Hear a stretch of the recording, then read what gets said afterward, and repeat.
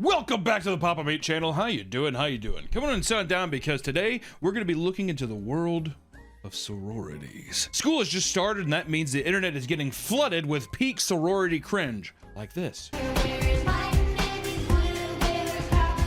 I hope my daughter gets to go into an RN program and do that.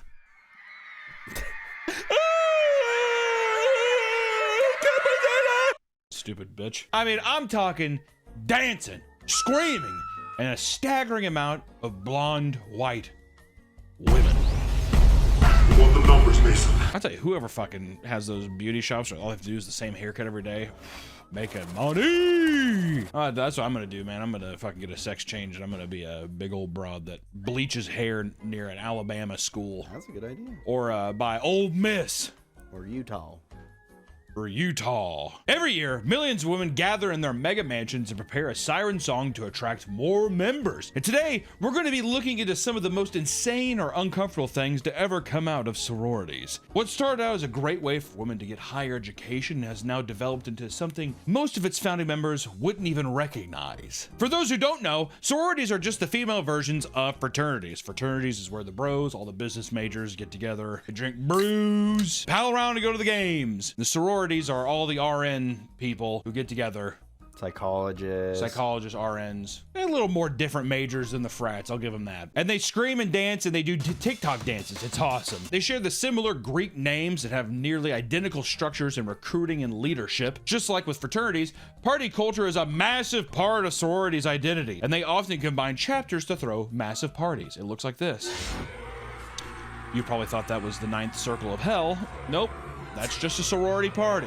Another common thing that both frats and sororities have in common is the absurd prices and fees of entry or just being a part of, like, paying for your friends, basically, is what it is. If you're an incoming member, you can expect to pay anywhere between $1,000 to $4,200 for a new member. That's not that bad. Dude, well, to be fair, for friends, for friends and endless parties and awesome cocktails.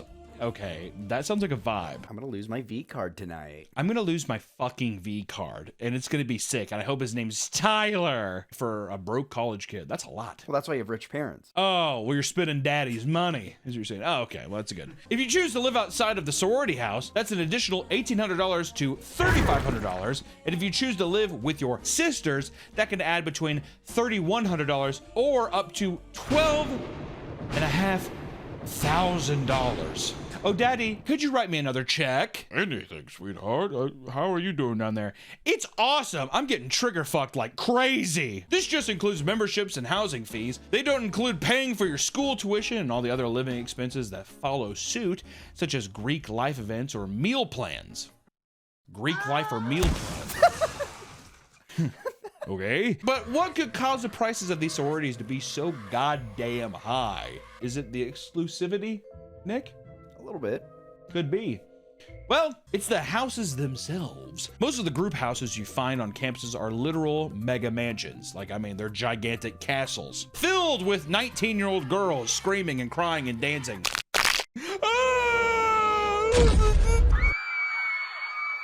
It's crazy watching older videos and realizing how they look like high schoolers. They basically are fucking high schoolers. Yeah, I know. They're 18. That's true. Back in the day, though, looking at like movies from the 90s or like pictures of sororities in the 90s or something like that.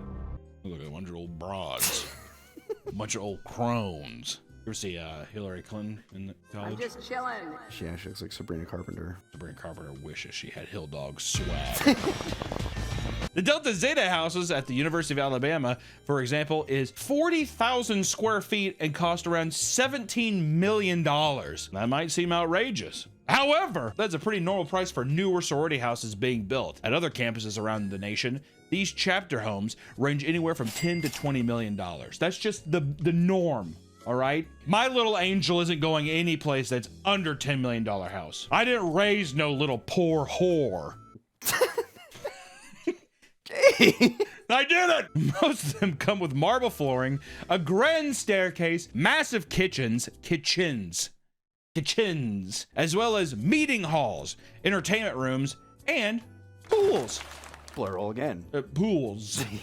I'm gonna have multiple pools. A grand staircase, my ballerina, my beautiful princess, my queen, also gets to jump in pool A or pool B. That's what I gotta say. And she can have her snack and she can have her little tasty gordita crunches and A or B. That's my princess. Daddy pays for what princess wants. As we mentioned earlier, the events hosted at these houses are also massively expensive. For their bid day, what's a bid day? Yeah, like for bidding. Sororities, like we have to go and bid to be a part of it. Oh, so there's like for the day where they're just like, I want to be here. They're bidding to go. Yeah, they're also recruiting at the same time, so it's like a recruitment day kind of thing. Does it mean anything, Nick? Do the sororities have the same kind of like fake prestige that the frats do, where it's just like George Bush was in this frat? The only way to get ahead in life is we were fraternity brothers. That's why I work at the Pentagon. That's a good question. My first answer was yes, but I think no. I think it's more of a clubhouse. It just feels like a place for people that are a little more well off to party. Do you think there's well off like autistic people, like Asperger's people who don't understand emotion or something like that, or can't process it, don't have social cues? Do you think they're recruited? Or are they just like, get that fucking social battery out of here? If your dad was a part of the sorority and you pay enough money, I'm sure. Exactly. I donated $400,000 for you, princess. Ain't dead. All right, girls, do her nails. I want to watch Bluey. You're going to put Bluey on and you're going to do her nails. You, what's your name? Marissa, get over here and you're going to be best friends with my daughter, Spud. I like Bluey. And watch out, she likes to bite. This video is sponsored by Hungerroot. Let Hungerroot be your personal shopper on your path to eating healthy. Hungerroot takes the stress out of grocery shopping by only filling it with good stuff. That means anything you like that falls under your specific dietary needs. Hungerroot is the easiest way to eat healthy because it holds food to a high standard and screens out over 200 additives like high fructose corn syrup and preservatives. Plus, with the kids going back to school, Hungerroot has great kids snack options that are perfect to toss in for lunches and backpacks. Hungerroot can also tailor items to your needs. Soon, it'll fill your cart with personalized items that you're sure to love. That's because when you get started, they ask you questions to see what you like to eat and how much you want to spend per week. And when I'm stuck at my desk, I'll sometimes reach out for snacks and I end up regretting later, am I right? But Hungerroot has helped me find healthy alternatives to keep stocked in the fridge so I can keep it healthy while I keep working. From smoothies to salads and everything in between, Hungerroot has got you covered. Take advantage of this exclusive offer. For a limited time, get 40% off your first box, plus get a free item in every box for life. Click the link below or go to hungerroot.com and use code PAPAMEAT at checkout. That's 40% off your first box and a free item of your choice for life at hungerroot.com with code PAPAMEAT. Thank you, Hungerroot, for sponsoring this video. Now back to the video. For their bid day, a Tri-Delta chapter of the University of Arkansas spent thousands of dollars on balloons and other Western-themed decorations to welcome in their new members. Imagine this, thousands of dollars for balloons, Nick. You gotta look pretty. I don't think balloons make you look pretty. You're gonna, you know, I bet it is. They're like, I like cutting the strings and watching them fly away. Be free, genie. Probably some shit like that. Old Spud's just like, has a giant pair of scissors. No, Spud, no! My dad paid for balloons. You're lucky your dad donates so much fucking money here, you potato bitch. The balloons covered nearly the entire front of the massive home as well as the large parts of the lawn. Throughout the property, they had massive structures like 10-foot cowboy boots and custom banners, all for a couple good pictures. That's a Mormon housewives energy is what that is. At least it's on a campus. Mormon housewives is in a neighborhood to everybody. Working a 9 to 5, your boss just fucking yelled at you and you had to see some big goofy tooth bitch with giant cowboy boots outside her house. Spud walking around playing with a sprinkler. You know what I mean? I just got my nails done. It's crazy to imagine that most of these decorations will likely just be tossed in the trash, but it's all worth it because it convinces future sisters that it's worth joining. And I don't give a fuck that we just spent thousands of dollars on balloons. That's the kind of mentality you need to be a part of this sisterhood. Yeah, you walk by, ooh, balloons. Pop! Pop! Not really giving a lot of the sorority members a lot of time. You know why? I bet a lot of them are smart, Nick. Smarter than me. Well, they have a degree in psychology. And nursing, kinesiology. Some are doctors. Some are lawyers. Some are OF girls. I always think it's shitty that girls that aren't as attractive have to go into like weird shit for the OnlyFans. Isn't that weird? There's always like some like weird fart poop play stuff, dress up like a clown. Bluey. God damn. Got some Bluey. Some Bluey OF stuff. Well, you know, if you don't got the looks, you gotta be a little creative. Well, see, and that's why everyone kind of has that 1940s Hollywood producer kind of thing. If you don't have the looks, you gotta make with what's due. Put on this red nose and start, I don't know, shitting in a pool. I don't. Okay. Without new members, all organizations will fail, which is why they put so much effort into rushing.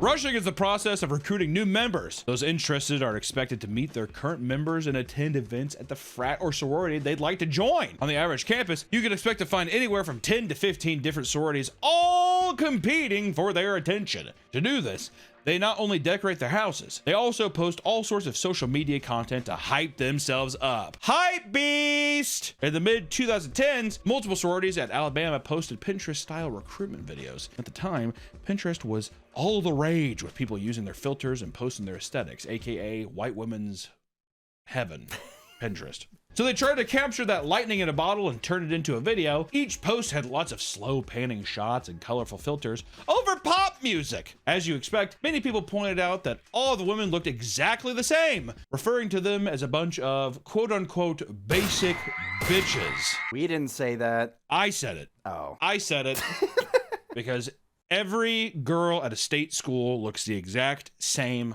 I will say it. Do you remember the trend when we're dressing up as Han Solo? Yeah, the blue jeans, the fucking stupid leather boots, and they had like a leather jacket. They all wore that fucking stupid ass hat. As obnoxious as this is, it's much more tame and harmless compared to the over-the-top thirst trap style videos we see today. Which, you know, that's for the boys. We ain't complaining. Nick doesn't complain. I scroll past them, but you save a lot of them. Just before the wave of Pinterest videos, many sororities were recording rap videos and making their own lyrics, dropping hard N-bombs. But it was cool! I actually don't know if that's true. Look my pictures. I tagged my sisters. They're in the pictures. I love that. I took that picture. A lot of these videos use their own beats and they're mixed horribly, which, you know, we're not trying to fault people for not knowing how to mix music, but at the same time, if you don't know, why are you doing it? Some involve skits with people dressed up like rapper stereotypes, colored bandanas and all, borderline racism, but it's okay because we look cute. Some of these videos, like the Kappa Rap 2, have nearly 2 million views. Comments under the video are filled with vitriolic critics or gooners. People are either they're up in arms or they're beating their cocks. Either or. Pick a lane. One of the most infamous cringy recruitment videos was released in 2011 and was deemed the Rebecca Black of sororities, which if you don't remember Rebecca Black, it was the Friday girl. Friday. She's releasing new music and it's not half bad. Okay. It wasn't solely focused on recruiting for one sorority. It was a video intended to get people interested in the entire Greek community in Alabama. A lot of this video I think is going to take place in Alabama. I don't know why women gravitate towards Alabama. It's the only thing to do out there. You can't get abortions out there. I'm just saying it's a very anti-woman state is what I would say. Better go to Bama. This video is filled with horrible lyrics, bad filters, and criminally bad rhythm, which we have to say because, I mean, it's just, if we have to critique something, right? Doesn't get me hyped.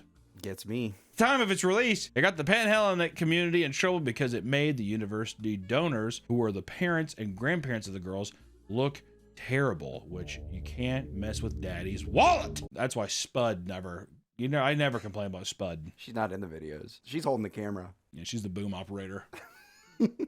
You look great, girls. Next up is maybe the most insane trend in recent years, synchronized chants. It almost seems like a Klan rally. In these, sorority presidents will open the front door and reveal rows and rows of women stacked on top of each other. Literally stacked. That's not even me joking. They are quite literally stacked on top of each other. Big girls on bottom, tiny girls on top. Just the way it is. Those are just physics. That's why they're majors at a college. Then they belt out and sing all together in a way that the public collectively refers to as horrifying, scary.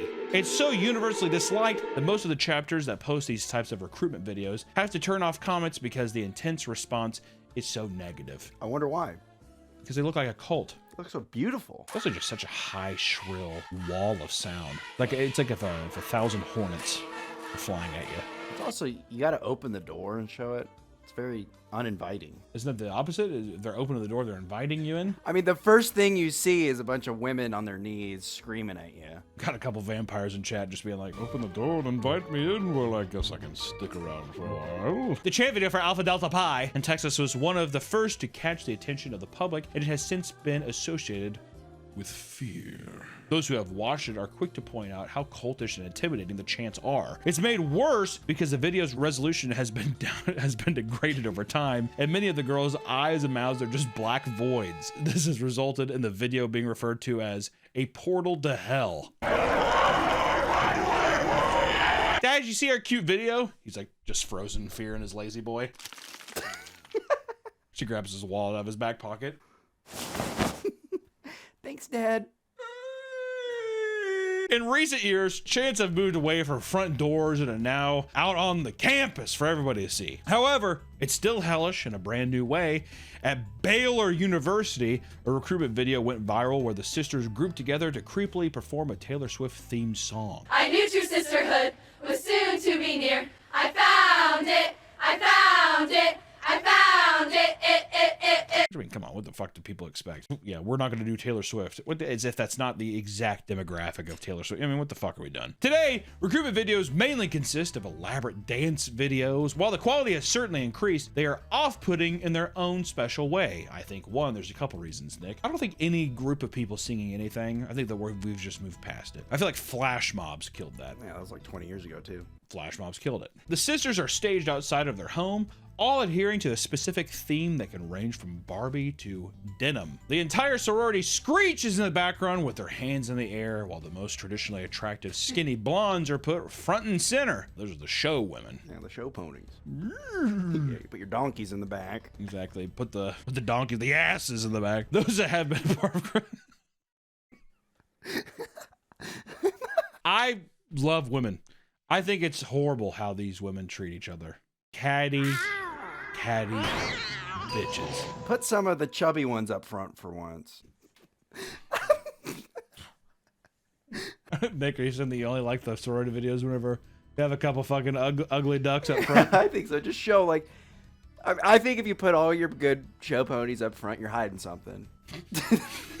It is a bit of a barrel of a snake situation, isn't it? It's just too good to be true. It's a psychological. You're saying that you put Spud. Yeah, you put Spud up there. You put Spud up there, and I don't know, like a one-legged pirate person. Yeah, someone with diabetes. The girl in the wheelchair. Well, not too many of them. I'm not trying to scare people. This isn't a freak show. I feel so bad for the editor. You're really gonna have to like. You're gonna have to make this palpable in some kind of way. Those that have been in a part of Greek life in their younger years have admitted that people would often pick the skinniest and most popular women, aware that this would be important marketing for Rush Week. Yeah, dude, what the fuck? It's the same shit for like Hollister. Like, do I want a big ugly bastard trying to sell me jeans? No, I want a hot person. Come on in. That's why I never get the idea of people being like, it's only attractive people. Duh. Why do you think I hired Harry and Jacob and Nick? For good looks? Show candy. Some people claim that they're trying to beat the stigma by putting a person of color up front. The Zeta Tau Alpha sorority at Alabama, for example, danced to a Michael Jackson song, putting a black woman in front of a crowd of primarily blonde white women. They received a lot of negative feedback and had to turn off comments after being accused of using her as a token black woman for their social media posts. No. Put Tubby up in front. No one will complain. What do you have? Why do you hate fat women so much, Nick? I don't. I'm trying to give them the spotlight. I think it's a shame that they're put in the back behind everybody else. You can still see them. Yeah, barely. The rushing journey comes to an end when potential members open their bid letter to see if they got accepted or not. Bid day is one of the most intense parts of the process, and the sorority rents out the stadium and gathers a horde of women together so they can film themselves opening their letters, where they're often shaking from excitement. They rent out the entire football stadium, which holds like 70,000, 100,000 people, and it's just filled with women opening letters and screaming. It's like Jonestown. It is. It's very cult-like. It's like, it's fucking crazy. Like, if you remove the visual of a girl being like, and you just put it and you put like pictures of like the rainforest and like, you know, like the little audio thing, you'd be like, this is a part of a documentary where it's like, this is the recording of like some people died in a cult in the jungle. Wouldn't it? Yeah. I agree. Amidst their potential mental breakdowns, they start flashing their Greek letters so aggressively that it more so resembles indiscernible gang signs. Bitches look like they're the Bloods. Their collective shrieks are so loud that it echoes out into the entire campus with the same energy as a football home game. Oh gosh. Telling us, hey, get up and run. It'd be so uncanny to hear. Sounds like a bunch of like sirens or something like that. I wonder if they have to put on a news thing like, hey, if you hear people screaming bloody murder, nothing's wrong. It's just girls getting into sororities. Yeah, there has to be like an Amber Alert. That's not a woman dying. She's excited. That's actually the perfect time to kill someone, though. Oh my God, the bid day killer. You guys, please move it somewhere else. You're becoming a distraction. No way, Jose. Arriba, arriba. That's a white woman saying that. It's a white woman saying that to another like white woman. Upperclassmen who have experienced bid day more than once refer to it as squeal day because it is so loud that it wakes them up despite living far from the stadium. It travels that far. It cracks. It breaks windows. People have nightmares. Can you imagine sleeping in that and like the nightmare you would get? Oh, I'd have a sleep paralysis about it. Yeah, exactly. It's just a woman over you like this. You're sitting there, sleep paralysis too, just like awake, like awake, whatever, but like. Be gentle. Each year, thousands of videos flood social media of girls screaming and getting accepted. However, not everyone is cut out for the sorority life. What do you think that is, Nick? Tubby? I think we were trying to.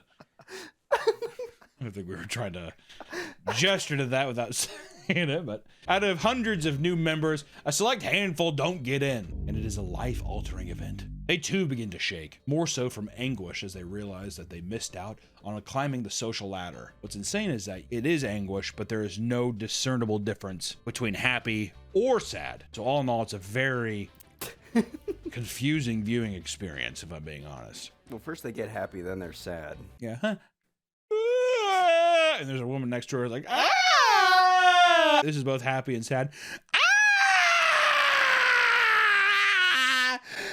Ah! Some people are lucky enough to get multiple bids. However, they are still reduced to crying because they didn't get a bid from the specific sorority they wanted. Womp womp. That video's funny.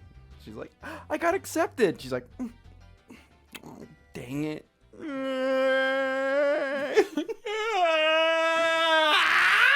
I got it. I got it. What? You got it? What? I got Delta Zeta. That's okay. That's good. That's good. I'm pretty sure she starts drooling on camera. It's insane to compose yourself after the fact. And like you said it live, what the fuck do you get out of that? Is the idea of you posting that kind of shit, is it to be like the camaraderie of like comments being like, I know how you feel. Don't worry, girl. Next time. After you've been accepted, some chapters shower their new members with gifts. So it's like everybody's walking around with all these fucking new gifts, and you're the fucking asshole who's just like, I guess I'm not cool enough to be your friend. It's kind of fucking mean if you think about it. Yeah, it is. But is it an important life lesson though, you think, Nick? So you have to start off being like, not everything comes to you in life? Or does it break the illusion and it makes people want to fucking put a bullet in their head? I think it's a good life lesson. I think if you're crying because you didn't get in a sorority, I think it's a good lesson for you to be like, you can't get everything you want. You pick yourself up and you move on. You look at those fucking stupid bitches and you're like, dodged a bullet. Is what I think happens. Try harder next year. Lose a couple more pounds.